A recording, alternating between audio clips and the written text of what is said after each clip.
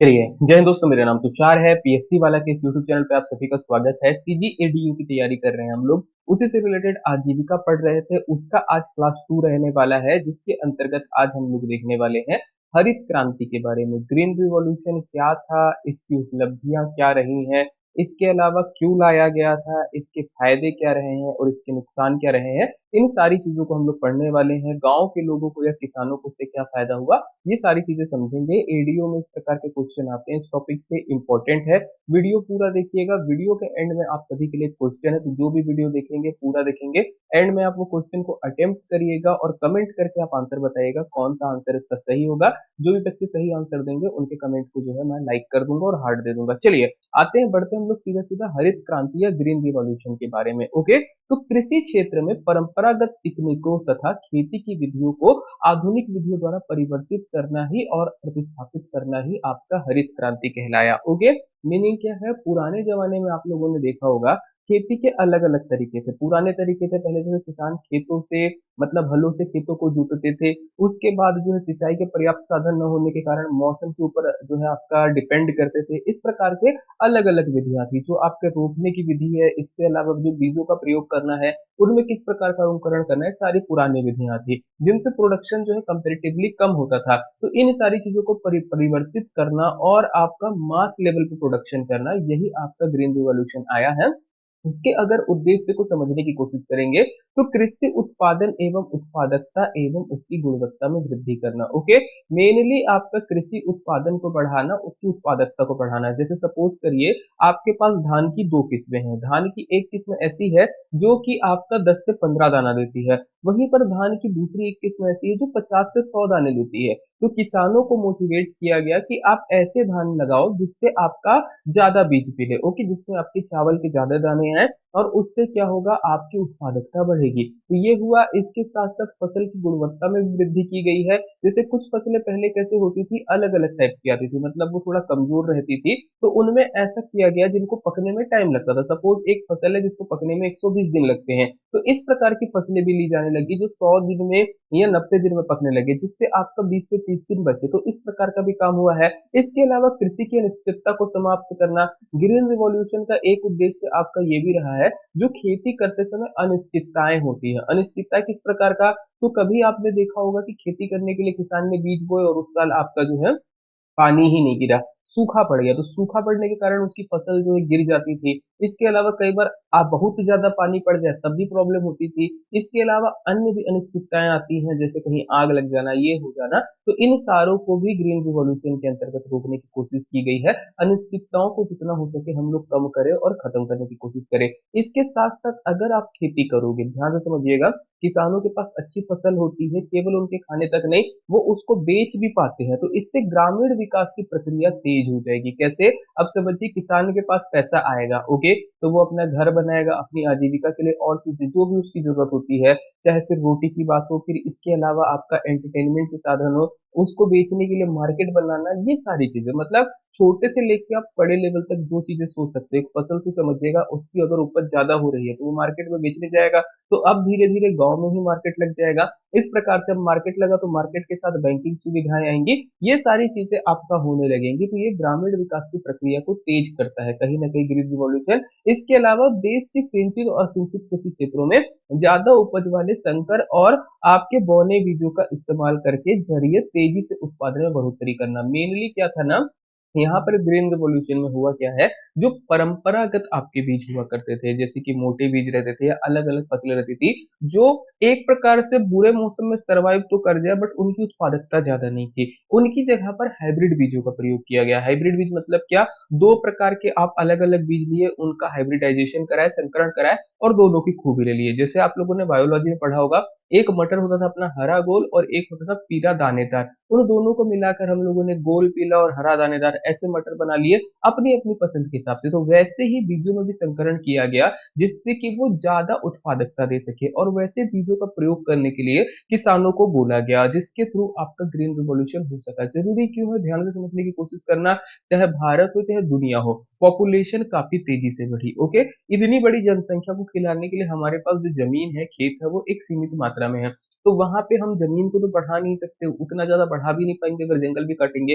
तो कहीं ना कहीं हमको ऐसी फसलों को उगाना जरूरी था जो ज्यादा पैदावार दे सके, एक ही खेत में आप जरूरत से ज्यादा पैदावार ले सको जिससे आपको फायदा हो, उसी के लिए ग्रीन रिवॉल्यूशन आया है। ध्यान रखिएगा, जब लास्ट क्लास में हम लोगों ने बात की थी तब बताया था कि किसान क्या होते हैं, पिछड़े हुए क्यों है भारत के, क्योंकि ज्यादातर लोग ये आधुनिक पद्धति का प्रयोग नहीं करते। तो उसी चीज में एक चेंज करने के लिए ग्रीन रिवॉल्यूशन आने की कोशिश की गई थी। चलिए आते हैं इसके लिए जो अपने उद्देश्य ग्रीन रिवॉल्यूशन के, उसके लिए क्या कार्यक्रम अपनाए गए थे। तो इन कार्यक्रमों को ध्यान से रखिएगा। तो सबसे पहला था भूमि सुधार कार्यक्रम करना, अलग अलग कानून बनाए गए, रिफॉर्म्स लेके आया गया, और जो छोटे छोटे एरिया में भूमि बटी हुई थी उनमें सुधार करके पूरा एक तरीके से लैंड रिफॉर्म्स लाए गए। ओके।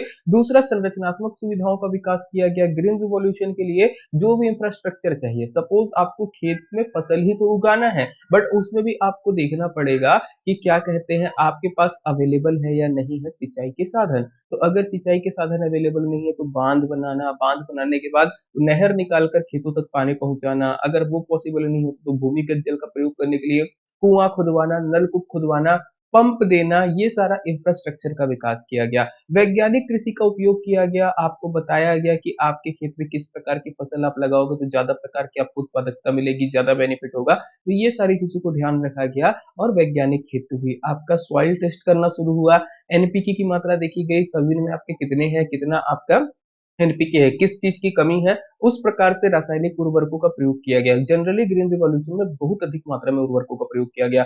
जब भी आप भी लगाते हैं फसल या खेती करते हैं तो आपको आइडिया होना चाहिए कि आपके खेत में जो जमीन है उस जमीन के अंदर किस प्रकार के जो है पोषक तत्वों की कमी है, और आप उसी प्रकार का डालेंगे। ऐसा नहीं करेंगे कि आप में नाइट्रोजन की कमी है और आप पोटाश बढ़ा रहे हैं, उससे लॉस ही होता है। सपोज जैसे मैं गुलाब की खेती करता था बीच में, तो गुलाब के लिए एसिडिक मिट्टी की आवश्यकता होती है, और मेरे यहाँ एल्कलाइन मिट्टी थी, तो एसिडिक मिट्टी बनाने के लिए उसमें कई बार मुझको फिटकिरी डालना पड़ा या कॉफी डालना पड़ा जिससे कि हो सके। तो ये वैज्ञानिक कृषि का एक एग्जाम्पल है। इसके अलावा पैकेज प्रोग्राम के द्वारा कृषकों तक पहुंचाना, ये जो काम थे आपके हुए हैं, कार्यक्रम अपनाए गए हैं जो कि आपको देखने को मिलेगा उद्देश्यों की पूर्ति के लिए। अब आते हैं थोड़ा सा हिस्टोरिकल बैकग्राउंड में जाते हैं, ग्रीन रिवॉल्यूशन था क्या, विश्व में कैसे आया। तो विश्व में हरित क्रांति लाने का श्रेय जो है ना आपका विलियम गैड द्वारा, जो मतलब एक व्यक्ति थे जिन्होंने शब्द दिया हरित क्रांति, थोड़ा सा मैं यहाँ पे कंफ्यूज हो रहा था, विलियम कैड है, इन्होंने आपका ग्रीन रिवॉल्यूशन शब्द दिया या हरित क्रांति शब्द का प्रतिपादन किया था। ये कौन थे, तो United state of America of international development के निदेशक थे, डायरेक्टर थे, किसके, यूएसए आईडी के डायरेक्टर थे। इन्होंने, विलियम गैड ने शब्द प्रतिपादन किया। हरित क्रांति के जनक माना जाता है नॉर्मन बोरलॉग को। ये जो फोटो आपको दिख रही है नॉर्मन बोरलॉग जी की है। हरित क्रांति का जनक इनको कहा गया। 1914 में इन्होंने जो है शुरुआत की थी। ये कहाँ के थे, तो अमेरिका, अमेरिका में आपको याद रखना है आयोकोवा या आयोयोवा प्रांत पढ़ लीजिएगा, ये प्रोनाउंसिएशन में थोड़ा सा दिक्कत होता है। आयोवा प्रांत में इन्होंने शुरुआत किया था ग्रीन रिवॉल्यूशन का। क्या किया है, तो गेहूं, गेहूं की प्रजाति ली थी, आपके हाथ, उनके हाथ में गेहूं के बीज दिखेंगे, तो गेहूं की पौने प्रजाति लेकर इन्होंने जो है टेस्ट करना शुरू किया, और धीरे धीरे जब इनको समझ में आ गया तो उन्होंने ग्रीन रिवॉल्यूशन किया। ठीक है। इसके अलावा rock Feral and Ford foundation Mexico में विस्तार किया गया हरित क्रांति का। शुरुआत हुई है अमेरिका में, ध्यान रखना आयोवा प्रांत में, और विस्तार आपका हुआ है मैक्सिको में। ये दो चीज रहेगी। नॉर्मन बोरलॉग को उनके काम के लिए 1970 में आपका शांति का नोबेल पुरस्कार भी जो है मिलता है। ओके।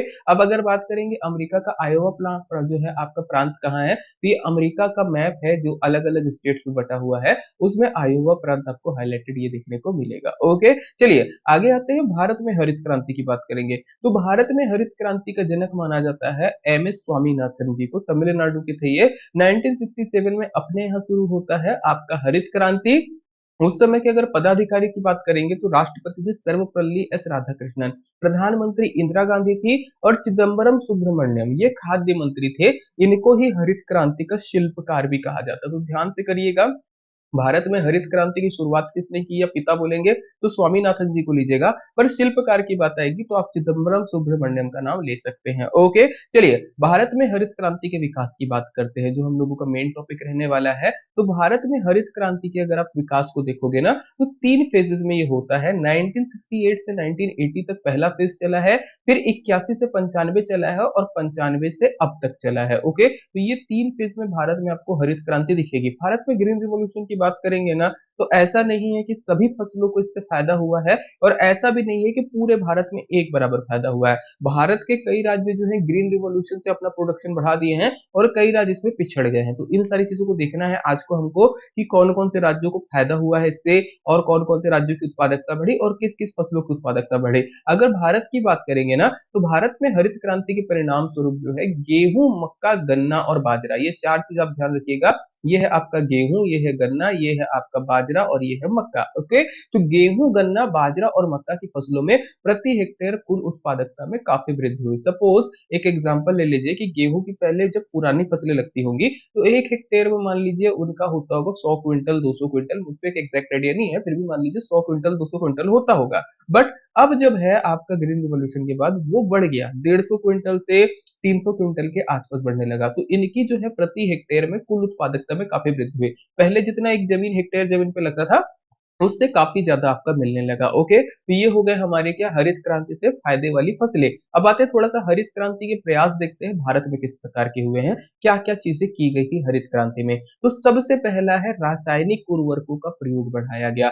जनरली किसानों को क्या बोला गया, तुमको फसल में वृद्धि करनी है, पैदावार में वृद्धि करनी है, आप रासायनिक उर्वरक की तरफ जाओ। अभी जो है हम लोग जिस फेज में, अभी हम लोग क्या बोलते हैं, एक तरीके से ऑर्गेनिक फार्मिंग बोलते हैं, जिसमें हम लोग खाद की तरफ ज्यादा बिलीव कर रहे हैं। क्योंकि हरित क्रांति का एक नुकसान हुआ कि केमिकल्स बहुत ज्यादा यूज हुए। ये शुरुआत के टाइम है, आपके पास एक देश की जनसंख्या बहुत ज्यादा जिसको आपको पेट भरना है, तो वहां पे पैदावार की काफी जरूरत थी। तो किसानों ने क्या किया, अपनी बढ़ोतरी करने के लिए, मतलब उत्पादन को बढ़ाने के लिए अंधाधुंध तरीके से रासायनिक उर्वरकों का प्रयोग किया, जिससे कि ज्यादा से ज्यादा पैदावार बढ़ सके। इसके अलावा उन्नत प्रमाणित बीजों का प्रयोग किया गया। उन्नत प्रमाणित बीजों की अगर बात करेंगे, यहाँ पे आपको देखने को मिल जाएगा, जैसे कि धान की ही अलग अलग किस्में आती हैं, तो ऐसी किस्म जो ज्यादा पैदावार दे, ऐसी किस्म जो अच्छी क्वालिटी की हो, उनको लगाया गया। सरकारों ने क्या किया था, पुराने जो बीज हैं उनसे लिए और उनको नए बीज दिए। आज भी ये चीज चलता है अदला बदली कार्यक्रम में, जहां पर सरकार क्या बोलती है, अपने पुराने बीज जो है आप हमको दे दो, और हमसे अच्छे क्वालिटी वाले बीज ले जाओ अपनी खेती करने के लिए। ओके, ये हुआ। अब सिंचाई करने के लिए आपने रासायनिक उर्वरक डाल दिए, इसके अलावा अच्छी क्वालिटी के बीज लगा दिए, बट खेती कब होगी, जब पानी मिलेगा। तो पानी पहुंचाने के लिए सिंचाई सुविधाओं का भी विस्तार किया गया। इसके अलावा आप देखोगे तो बहुफसली कार्यक्रम चलाया गया है। आधुनिक कृषि यंत्रों का प्रयोग किया गया। खेती को आपका बहुत ज्यादा जो मानव श्रम लगता है, उसकी जगह पर मशीनों को दिया गया कि अब जो है मशीनें यूज करिए। जैसे कि ट्रैक्टर आपको देखने को मिलेगा, डीगर्स आपको देखने को मिलेंगे, और भी अलग अलग मशीन हो गई, हार्वेस्टर वगैरह हो गए, ये आपको दिखेंगे। अधिक से अधिक प्रयोग किया गया। इसके अलावा कृषि सेवा केंद्रों की स्थापना, किसानों की मदद के लिए कृषि सेवा केंद्रों की स्थापना भी की गई। तो ये हरित क्रांति के लिए कुछ किए गए भारत में प्रयास थे। इन सारी चीजों को ध्यान रखना है। रासायनिक उर्वरकों का प्रयोग, उन्नत प्रमाणित बीजों का प्रयोग हो गया, सिंचाई सुविधाओं का विकास हो गया, बहुफसली कार्यक्रम लाया गया, आधुनिक कृषि यंत्रों का प्रयोग और कृषि सेवा केंद्र की स्थापना की गई। इसके बाद बात करते हैं और क्या काम हुआ है। तो कृषि उद्योग निगम की स्थापना की गई थी। 1963 में राष्ट्रीय बीज निगम की स्थापना की गई। वहीं पर 1963 में ही राष्ट्रीय सहकारी विकास निगम की स्थापना की गई। विश्व बैंक की सहायता से राष्ट्रीय बीज परियोजना की शुरुआत की गई। ओके, नेशनल आप बोल सकते हो सीड्स जो प्लान था उसकी शुरुआत की गई है। राष्ट्रीय कृषि एवं ग्रामीण विकास बैंक की स्थापना हुई है, ये इंपॉर्टेंट रहेगा। राष्ट्रीय कृषि एवं ग्रामीण विकास बैंक की स्थापना की गई। कृषि वित्त के कार्य हेतु इसको किया गया था। जो किसान रहते हैं उनको अगर अल्पकालिक या दीर्घकालीन लोन देना हो, तो वो राष्ट्रीय कृषि विकास बैंक से ले सकते हैं। इसके अलावा ग्रीन रिवॉल्यूशन के लिए हम लोग क्या कर सकते हैं, मृदा परीक्षण करना जरूरी है। ओके, सॉइल टेस्टिंग आप करेंगे, मिट्टी में आप देखेंगे कि आपकी मिट्टी में किस प्रकार के पोषक तत्व मौजूद हैं और किस प्रकार के नहीं है। उसके अकॉर्डिंग आप जो फसल लेना चाहते हो, उनको कैसे पोषक तत्वों की आवश्यकता है, उसके अकॉर्डिंग ही आप जो है खाद या उर्वरक डालेंगे। इमेजिन आपने सॉइल टेस्ट किया है, आपके घर में निकलती है कि आपके खेत में है लाल दोमट मिट्टी, और वहां पर आप सोचते हो कि मैं करूंगा मक्का की खेती, तो वो थोड़ा मुश्किल हो जाएगा। या अगर आप सोचते हो कि फल्ली की खेती करोगे तो थोड़ा मुश्किल हो जाएगा। वहीं पर लाल दोमट में अगर आप ज्वार बाजरा की खेती करोगे तो अच्छे से हो जाएगा मोटे अनाज का। तो सॉइल टेस्ट करके आपको ये पता चलता है कि आपके खेत में किस प्रकार की फसल लेने से ज्यादा फायदा होगा। इसके अलावा कौन सी फसल अगर आपको लेना है, मतलब कोई फसल आपको लेना है, तो किस प्रकार के आपको खाद का या रसायनों का प्रयोग करना पड़ेगा, वो बताया गया। इसके अलावा कृषि शिक्षा एवं अनुसंधान पर भी काम किया गया है। इसी के तहत कृषि विश्वविद्यालय पंतनगर में खोला गया और केंद्रीय विश्वविद्यालय इम्फाल में खोला गया। अगर छत्तीसगढ़ की बात करेंगे, यहाँ पे अगर छत्तीसगढ़ में क्या काम हुआ है, ओके, ग्रीन रिवॉल्यूशन के पहले या बाद तो कृषि से रिलेटेड दो टॉपिक अपने को ध्यान रखना रहेगा। छत्तीसगढ़ में इंदिरा गांधी कृषि विश्वविद्यालय यूनिवर्सिटी कौन सा अपने यहाँ इंदिरा गांधी के नाम से रायपुर में है ये। इसके अलावा कुल 11 कृषि महाविद्यालय हैं। 11 कॉलेज ऐसे हैं जहां पर एग्रीकल्चर की पढ़ाई होती है, चाहे सरकारी की बात करो चाहे प्राइवेट की बात करो। धीरे धीरे इसमें और अपडेट होते जाएगा तो हम लोग करंट अफेयर के साथ आते जाएंगे, ये ध्यान रखिएगा। चलिए आगे बढ़ते हैं। हरित क्रांति की क्या विशेषताएं थी, इनको देखेंगे, लाभ देखेंगे, हानियां देखेंगे। तो विशेषताओं की बात करेंगे तो अधिक उपज देने वाली किस्मों का ही जो है इसमें जो है आपको मिलने लगी। ओके, मतलब हम लोगों ने ग्रीन रिवॉल्यूशन में मेनली क्या किया है, जो भी फसलें अधिक उपज देती हैं, अधिक उपज मतलब आप कह सकते हैं कि जो फसलों से प्रति हेक्टेयर ज्यादा आपको उत्पादन मिल रहा है वैसी फसलों को लगाया गया। जैसे सपोज धान की दो फसलें हैं, फिर से वही एग्जांपल आएगा, एक 15 दाना देता है, एक 50 दाना देता है, तो ग्रीन रिवॉल्यूशन में बोला गया 50 दाने वाली लगाइए। ओके, सुधरे हुए बीज लिए गए इसमें, मतलब ऐसे बीज जिनसे उत्पादन या पौधे होने की संभावना ज्यादा है, ऐसे नहीं कि जो खराब बीज है। इसके अलावा रासायनिक खाद का अत्यधिक प्रयोग हुआ है। गहन कृषि जिला कार्यक्रम चलाया गया है। लघु सिंचाई की व्यवस्था की गई। कृषि शिक्षा को बढ़ावा दिया गया है। पौध संरक्षण एवं भू संरक्षण किया गया है। फसल चक्र में खेती की गई और किसानों के लिए बैंकों की सुविधाएं की गई। तो ये हरित क्रांति की विशेषताएं थी जो कि ग्रीन रिवॉल्यूशन को एक तरीके से सक्सेसफुल बनाने के लिए जरूरी कदम थे जिनको उठाए गए हैं। अब आते हैं कहां कहां पर आपको देखने को मिलेगा। जनरली ग्रीन रिवॉल्यूशन अगर आप देखोगे ना तो ये आपको उत्तर भारत के तरफ ही ज्यादा देखने को मिलता है। अपवाद स्वरूप आप आंध्र प्रदेश या तेलंगाना को छोड़ दीजिएगा। ओके, और यही वो लाइन है जो मैं कल की क्लास में आप लोगों को बात कर रहा था ना, जो हमारे खाने को बताती है। तो ये लाइन कुछ इस प्रकार से जाती है। इस लाइन के राइट साइड ज्यादातर लोग चावल खाते हैं और इधर के लोगों को आपको डायबिटीज की प्रॉब्लम ज्यादा दिखेगी। इधर के लोगों में जो है मोटे अनाज बोल दो या गेहूं की उपज, गेहूं की खपत ज्यादा है। तो ग्रीन रिवॉल्यूशन को अगर आप देखोगे ना तो पंजाब, हरियाणा, उत्तर प्रदेश, मध्य प्रदेश, बिहार, हिमाचल प्रदेश, आंध्र प्रदेश और तमिलनाडु, ये राज्यों में ज्यादा प्रभाव पड़ा और ये राज्यों में जो है इनकी ज्यादा सफल हुई। ऐसा नहीं है कि बाकी राज्यों में प्रयास नहीं किए गए, बट यहाँ के राज्यों में ज्यादा सफल हुए। कारण क्या था, तो यहाँ पर राजनीतिक और प्रशासनिक प्रतिबद्धता थी। मतलब यहाँ पर जो भी सरकारें उस समय रही होंगी, है ना, अब ग्रीन रिवॉल्यूशन एक या दो दिन की बात नहीं है, ये सालों लगे इस चीज में। तो उस समय तक चाहे किसी भी चीज की सरकार आई हो, चाहे कोई भी पार्टियों की सरकार आई हो,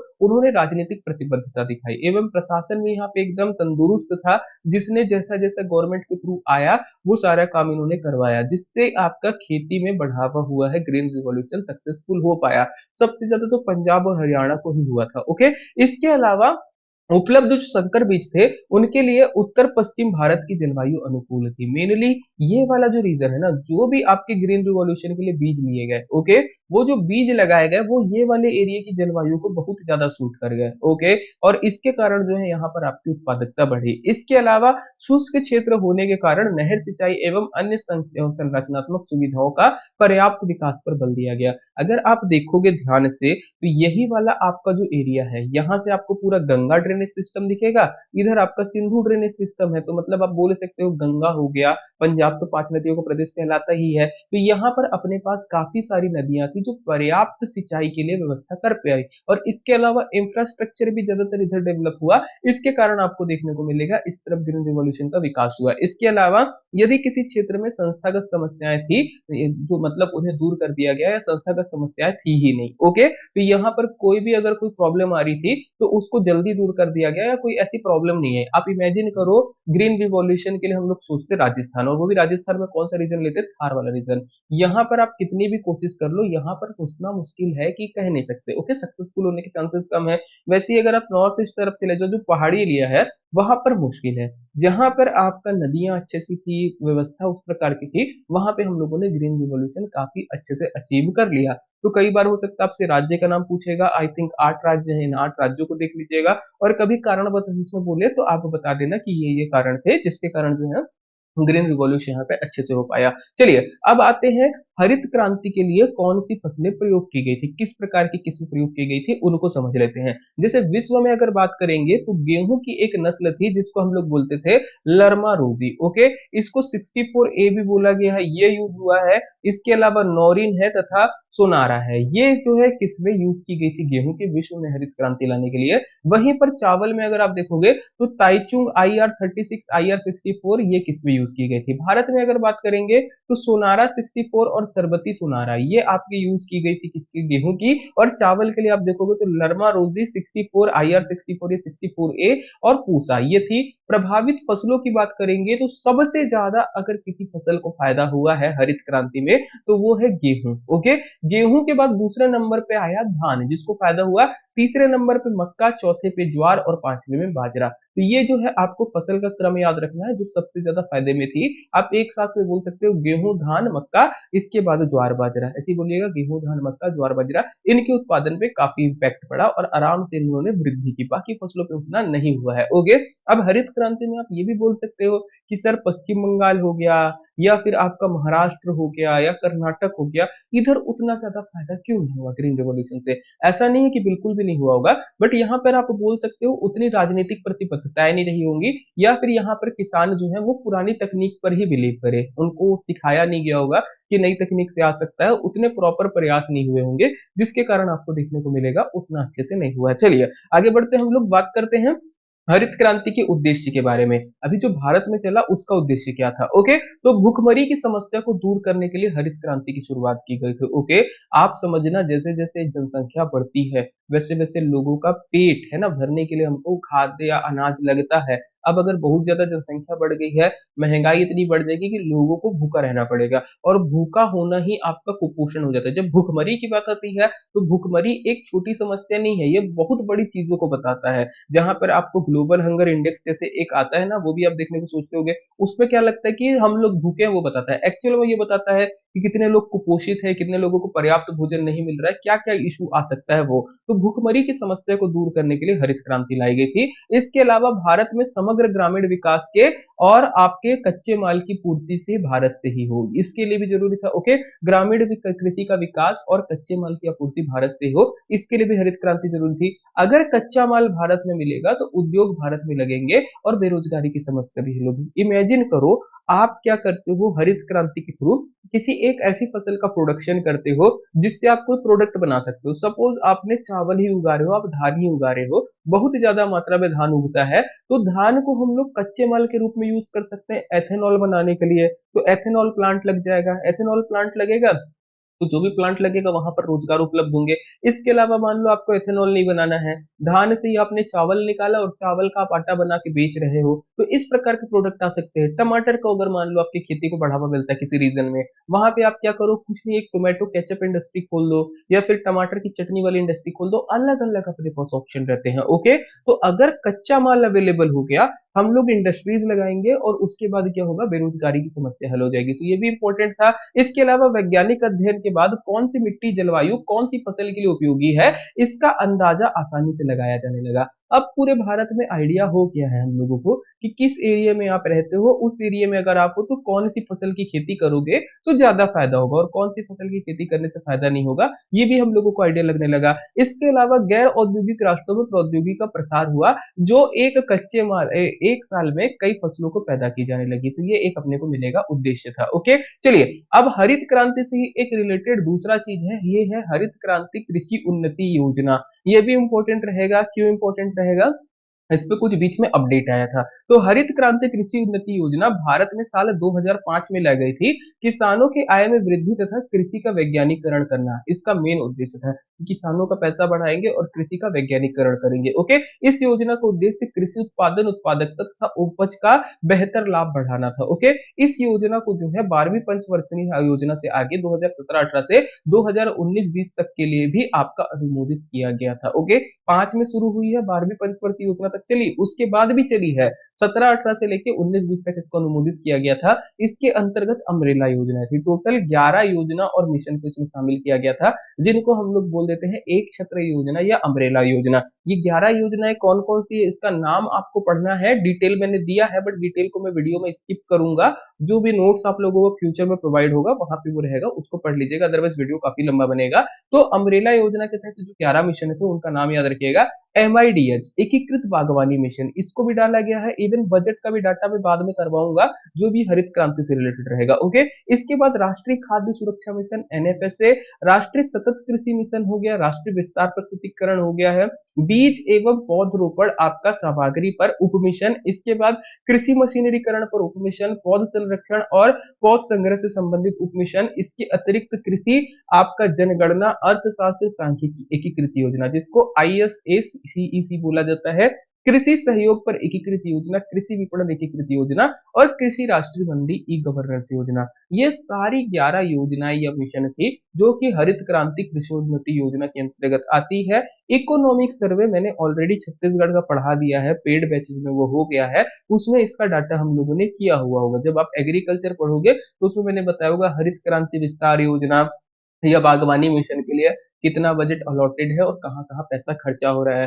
तो जब आप करेंगे, कोई बहुत बड़ा केस नहीं है, इकोनॉमिक सर्वे आप सभी के पास होगा, वहां पे आप कृषि वाले चैप्टर पे जाएंगे तो कुछ डाटा मिल जाएगा छत्तीसगढ़ में। ओके, तो उसको जो है आप छत्तीसगढ़ इकोनॉमिक सर्वे से कर सकते हैं। जैसे एग्जाम आता है तो थोड़ा बहुत हो सकता है पूछ दिया जाए, मैं बीच में एक काम करूंगा, एमसीक्यू के फॉर्म में लेके आ जाऊंगा, जिसमें आप लोगों को थोड़ा बहुत हेल्प हो जाएगी। चलिए, इसके बाद ये टोटल 11 कार्यक्रम है, इनका 11 कार्यक्रम का आप डिटेल एक बार पढ़ लीजिएगा। यहाँ पे हम लोग थोड़ा सा वीडियो को स्किप करते हैं और आगे चलते हैं। हरित क्रांति के लिए सहायक अन्य संस्थाएं कौन कौन सी हैं? तो आइसोपोम एक संस्था आती है जो कि दलहन, तिलहन, पाम ऑयल और मक्का की एकीकृत योजना है। ओके, ये आइसोपोम रहेगा। इसके बाद नाफेड है, जिसको हम लोग बोलते हैं national agriculture cooperative marketing federation of India. NAFED क्या है? जो भी कृषि उत्पाद होता है ना, उनके क्रय विक्रय या बाजार विपणन जिसको हम बोलते हैं, उससे रिलेटेड ये संस्था है। इसके बाद आते हैं ट्राइबल कोऑपरेटिव आप marketing development federation of India, TRIFED, उसका भी कुछ कुछ काम वैसे देखने को मिलेगा। और एक होता है अपना मार्कफेड, जिसको हम लोग कहते हैं मार्केटिंग फेडरेशन। तो ये हरित क्रांति में सहायक अन्य संस्थाएं हैं जिनको आपको हल्का फुल्का नाम जानना है। इसके बाद हरित क्रांति की उपलब्धियों पे आते हैं सीधा सीधा। तो 1955-56 की तुलना में अगर बात करेंगे, 65-66 की तुलना में 21वीं सदी में प्रारंभ तक कुल खाद्यान्न में 175% की वृद्धि हुई। मतलब मान लो पहले कहीं पर अगर 100 किलो खाद्यान्न उगता होगा ना, तो वहां पर अब 275 किलो उगने लगा। इतना वृद्धि हुई है, 175% की वृद्धि, मतलब आपका जहां पर पहले 100 होता था वहां पर 275 होने लगेगा। ओके, चलिए आगे बढ़ते हैं। गेहूं पर इसका प्रभाव सर्वाधिक था, उत्पादन लगभग जो है 562% बढ़ा, या फिर बोल सकते हैं 4.6 गुना वृद्धि हुई। चावल में 3 गुना वृद्धि हुआ तथा दाल में मामूली वृद्धि देखने को मिली। ये थी हरित क्रांति की उपलब्धियां। दूसरा चरण तो है 1987 के बाद हमारा शुरू होता है। तो 1987 के सूखे के बाद हरित क्रांति का पुनर्मूल्यांकन किया गया और हरित क्रांति के द्वितीय चरण की शुरुआत की गई। ओके, कृषि आवश्यकताओं और समस्याओं के अनुरूप करने का प्रयास किया गया।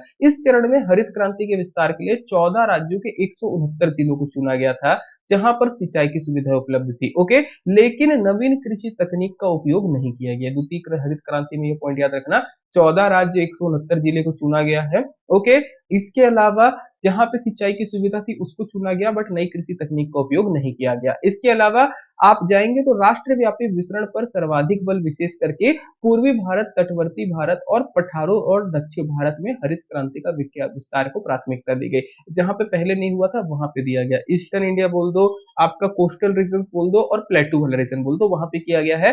फसल विस्तार की भी नीति अपनाई गई। द्वितीय चरण में चावल, दलहन, तिलहन को प्राथमिकता दी गई। पहली हरित क्रांति में हम लोगों ने गेहूं को सक्सेस अचीव कर लिया था। दूसरे में बोला गया गेहूं को छोड़कर चावल, दाल और तिल को देखते हैं। ओके, तो चावल को, दलहन को, तिलहन के विकास पर ज्यादा जोर दिया गया। सिंचाई के वैकल्पिक साधनों को, जैसे कि ट्यूबवेल हो गया, डीजल पंप सेट, सिंचाई के महत्व को दिया गया। ओके, लोगों को ट्यूबवेल के थ्रू या पंप सेट के थ्रू पानी पहुंचाने और सिंचाई की सुविधा के लिए इनका काम किया गया। इसी के अलावा ड्रिप सिंचाई, स्प्रिंकलर सिंचाई, शुष्क अर्धशुष्क क्षेत्रों को प्राथमिकता दी गई। ये आपको सारे देखने को मिलेगा द्वितीय चरण में। इसके बाद एक वर्ड आता है सदा हरित क्रांति, ये भी ध्यान रखिएगा।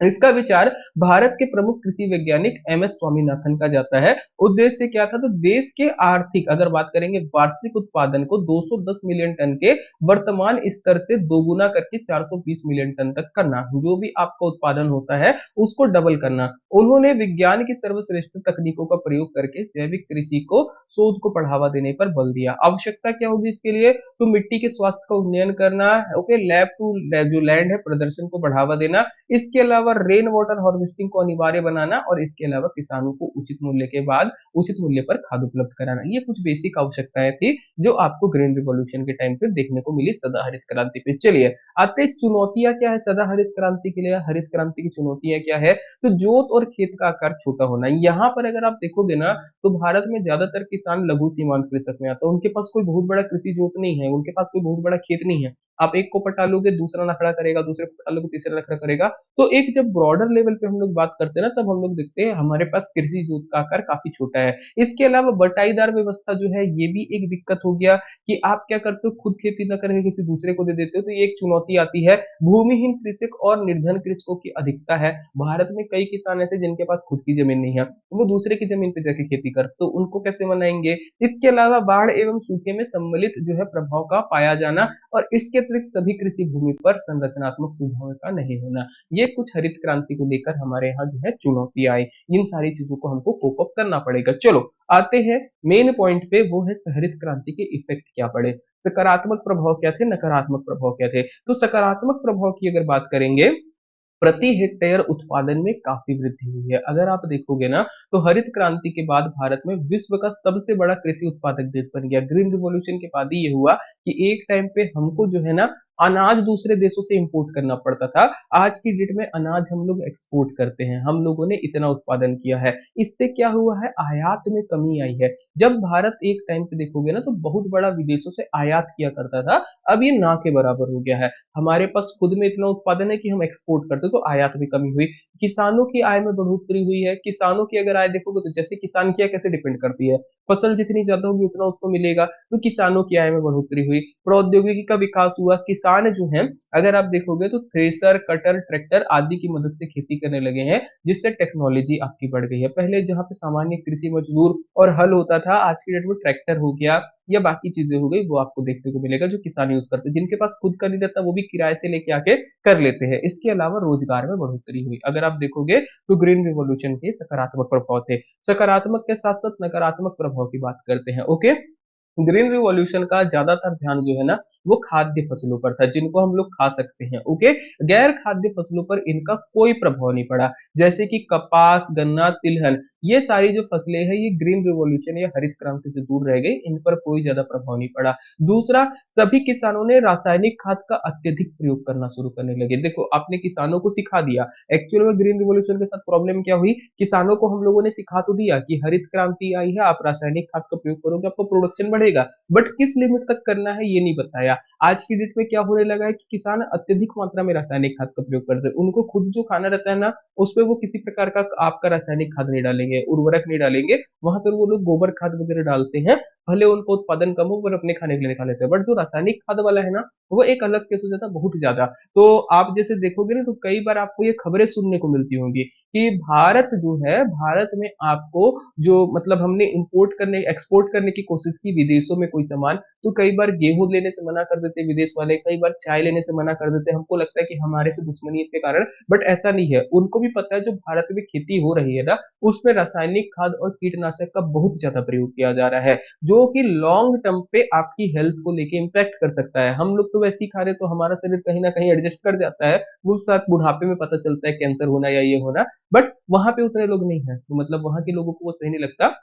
तो अपने यहाँ जो आपके प्रोडक्ट आते हैं ना वो इतने एक्सपोर्ट क्वालिटी के नहीं बन रहे, जैसे पंजाब वगैरह में आप देखोगे तो वहां पर काफी ज्यादा इश्यू होता है इस चीज से। ओके, सबसे ज्यादा हरित क्रांति वहीं पे पड़ी, अभी वहां पे इम्पैक्ट भी देखने को मिलता है। रासायनिक खाद का बहुत ज्यादा प्रयोग होने के कारण कहीं ना कहीं ये ह्यूमन बॉडी तक किया, जो हम लोग बोलते हैं कि केवल प्रोडक्शन बढ़ाने तक रखना था, अभी ये खाने में भी आता है। तीसरी चीज, पानी की खपत बढ़ गई। ओके, अब हम लोगों ने जब खेती करना शुरू किया, प्रोडक्शन बढ़ाना शुरू किया, तो पानी की आवश्यकता थी। पानी को लाने के लिए क्या सुविधा बनाना था, हम लोगों को डैम वगैरह बनवाने थे, जिससे कि आपका जो क्या कहते हैं एक तरीके से जो जमीन का जल है ना वही जल यूज हो। बट हम लोगों ने क्या किया, उसको कंप्लीट करने के मतलब उसको कंपनसेट करने के लिए हम लोगों ने जमीन से आपका पानी निकालना शुरू कर दिया, बोरवेल के थ्रू या फिर आपका कह सकते हैं कुआं के थ्रू। तो इससे क्या हुआ, धीरे धीरे जल स्तर नीचे जा रहा है, जो हमारे जमीन के अंदर जो भूमिगत जल है ना वो धीरे धीरे नीचे जा रहा है। जब मैंने छत्तीसगढ़ का भूगोल पढ़ा रहा था, इकोनॉमिक सर्वे चल रहा था साथ में, कृषि के टाइम पे या सिंचाई के टाइम पे मैंने बताया था कि छत्तीसगढ़ सरकार ये चाहती है कि जल्दी से जल्दी, जितना जल्दी हो सके, मुझको भी एग्जैक्ट डेट याद नहीं आ रही है, कि हमारा टारगेट है कि हम लोग जो भी सुविधा सिंचाई है वो स्थल वाले जल से करें। तब भी मैंने बताया था कि जैसे अभी हमारे यहाँ नहर है, इसके अलावा नलकूप है, तो कोशिश की जा रही है कि सिंचाई हम लोग क्या करें, मैक्सिमम नलकूप वगैरह की जगह पे मैक्सिमम नहरों के थ्रू और डैम्स के थ्रू होने लगे, जिससे जो आपका भूमिगत जल है वो कम से कम यूज हो। ओके, भूमिगत जल बना रहना जरूरी है, तो ये ग्रीन रिवॉल्यूशन से एक इशू आया है। ओके, इसके अलावा नहर जो है सिंचित क्षेत्रों में जल जमाव की समस्या बढ़ने लगी। ओके, मिट्टी में लवणीयता की समस्या आने लगी है। जैसे आप बहुत ज्यादा फर्टिलाइजर यूज करोगे, या जैसे आप लोगों ने नहर से पानी लाया, वो एक जगह इकट्ठा हो रहा है ना, जब पानी एक जगह रुकता है ना कहीं से वो सॉल्ट लेके आता है। ओके, जैसे पानी के अंदर जैसे आपका मिट्टी वगैरह से बह रहा है, तो कहीं ना कहीं सॉल्ट लेके आता है। इसके कारण जो मिट्टी है ना वहां की, उसमें जो है लवणीयता की समस्या बढ़ रही है। ओके, मतलब मिट्टी थोड़ी सी सॉल्टी हो जा रही है। इसके कारण जो है आप देखोगे तो ज्यादातर पंजाब, हरियाणा,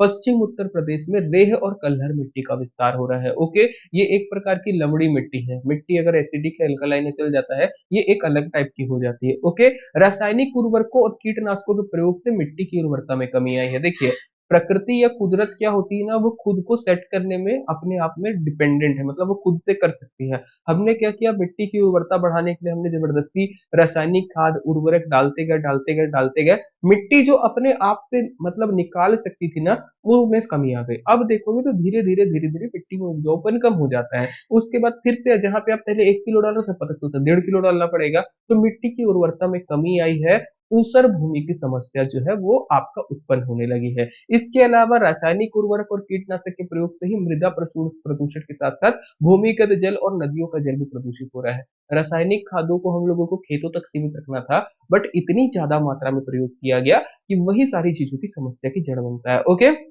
पारंपरिक फसल नष्ट हो गई है और जैव विविधता में ह्रास की समस्या भी उपलब्ध हो रही है। अगर आप देखोगे ना, तो ग्रीन रिवॉल्यूशन के पहले हम लोग जो पारंपरिक फसलें रहती थी, मोटे अनाज हो गया या अलग टाइप के बीज लिया करते थे, वो खत्म हो गया है। आज की डेट में वो रेयर हो गया है। जैसे छत्तीसगढ़ में एक महिला को बीच में अवार्ड मिला था, किसके लिए, कि उसने एक धान की फसल को बचा के रखा था, मतलब किस्म को, हरे कलर का धान होता था वो, तो उसकी किस्म को बचाने के लिए उनको जो है अवार्ड मिल रहा है, जबकि ये पहले हमारे यहाँ हुआ करता था। ग्रीन रिवॉल्यूशन के क्या कारण क्या हुआ ना, सभी किसानों को बोला गया कि आप एक ही टाइप की फसल बोए, एक ही टाइप की फसल बोए। मेरे कहने का मतलब क्या है कि चावल को अगर आपको लगाना है, ये वाली वेरायटी है, ज्यादा उत्पादन देगा। ओके, लोगों ने वही यूज किया। गेहूं की ये वेरायटी है, इसी को उत्पादन देगा। तो जो विविधता थी ना फसलों की, वो धीरे धीरे गायब होने लगी और पारंपरिक फसल जो है हमारी नष्ट हो गई है। तो ये इंपॉर्टेंट रहेगा। इसके बाद अगर निष्कर्ष में आते हैं, क्या फायदा हुआ ग्रीन रिवॉल्यूशन से, क्या हानि हुई, इसको अगर पूरा समझना है, तो हरित क्रांति का सबसे ज्यादा प्रभाव भारत जैसे विकासशील देशों में पड़ा है।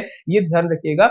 मुख्य रूप से खाद्यान्न फसल जैसे गेहूं चावल का उत्पादन बढ़ा, लेकिन गुणवत्ता में पहले के मुकाबले कमी आई है। ओके, इसलिए आप देखोगे ना, तो ज्यादा गेहूं या ज्यादा चावल, आजकल जो भी जैसे समस्याएं होती है, किसी को डायबिटीज वगैरह, तो डॉक्टर लोग उनको मना कर देते हैं, बिल्कुल तुम चावल भी बंद करो, गेहूं भी बंद करो। मतलब कई लोगों को रोटी भी बंद कर देते हैं, बोलते हैं बेटा आप मिलेट में चले जाओ, मोटे अनाज खाओ, है ना, उससे आपकी तबीयत ठीक रहेगी। क्योंकि कहीं ना कहीं ये प्रोडक्ट जो है इनकी गुणवत्ता में, क्वालिटी में कमी आई। अब कोई मेरा वीडियो देख के आज चावल रोटी खाना बंद नहीं कर देना, है ना।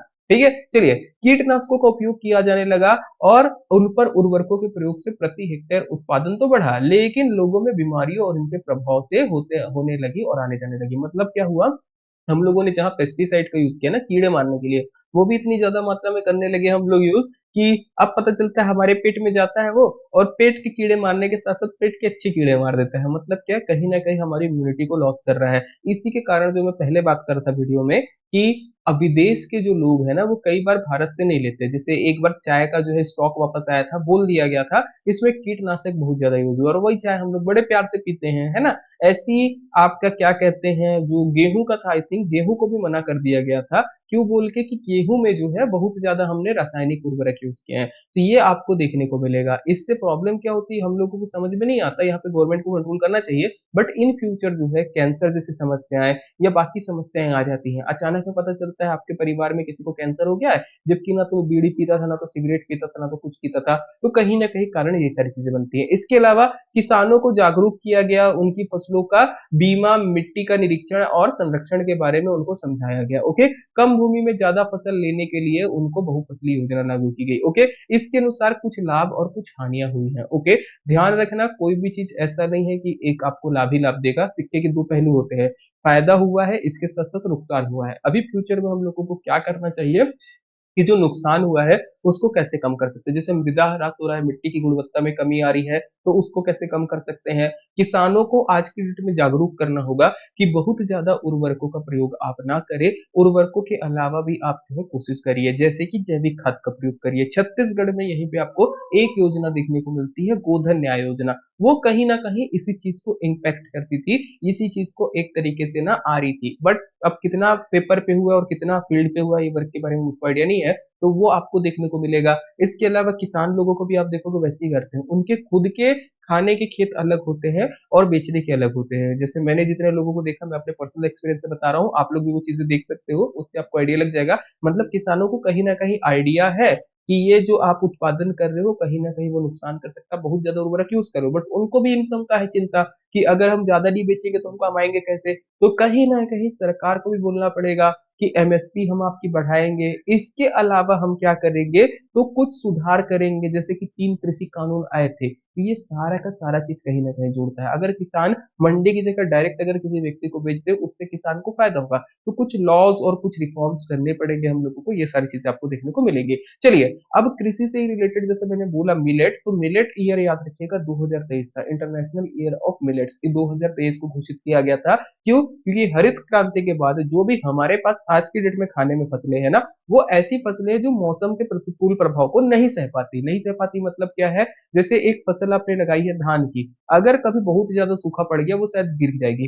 पुरानी जो फसलें हुआ करती थी या जो मोटे अनाज थे ना, वो विषम परिस्थिति में भी आराम से सरवाइव कर जाते थे। ओके, जैसे कि आपका मान लो चना है या कोदो कुटकी है, इनको आप देखोगे तो बहुत ही ज्यादा धूप भी एक बार का बर्दाश्त कर देंगे, बहुत ज्यादा बारिश भी बर्दाश्त कर जाएंगे। ये छुई मुई टाइप के नहीं है, जो संकरित प्रजाति थी वो छुई मुई जैसी थी, मतलब थोड़ा भी बहुत चेंज हुआ तो परेशान हो जाएगी। ओके, तो मिलेट के उस महत्व को देखते हुए, क्योंकि एक तरीके से आप देखोगे ग्लोबल वार्मिंग आ रहा है ना, क्लाइमेट चेंज हो रहा है, तो इसके लिए आपका उत्पादन इनका जरूरी है। साथ ही साथ इनके हेल्थ में लाभ भी होते हैं। जैसे अगर आप कोई डायबिटीज पेशेंट से पूछेंगे या कोई डॉक्टर से आप पूछेंगे, वो आपको बोलेंगे बेटा मिलेट्स अच्छे होते हैं, फाइबर अच्छा होता है, और आज की डेट में प्रोडक्ट आने लगे हैं। तो इन्हीं सारी चीजों को ध्यान में रखते हुए इंटरनेशनल ईयर ऑफ मिलेट्स 2023 में बनाया गया था। चलिए, आप लोगों के लिए वीडियो ओवर करें उससे पहले क्वेश्चन रहेगा, इसका आंसर आप सभी कमेंट में करेंगे। आपको हरित क्रांति का सकारात्मक प्रभाव बताना है, इनमें से कौन सा है। प्रति हेक्टेयर में उत्पादन में वृद्धि हुई, आयात में कमी हुई, प्रौद्योगिकी का विकास हुआ, रोजगार में बढ़ोतरी हुई। कूट वाला क्वेश्चन है,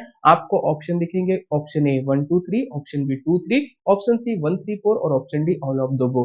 अब जो भी आंसर आप लगाते हैं, अगर आपका आंसर सही होता है, वीडियो देखा होगा तो पक्का आपका आंसर अच्छे से सही हो जाएगा। मैं कमेंट करिएगा, उसमें मैं आपको हार्ट दे दूंगा। इतना रखते हैं आज के लिए, धन्यवाद, जय हिंद।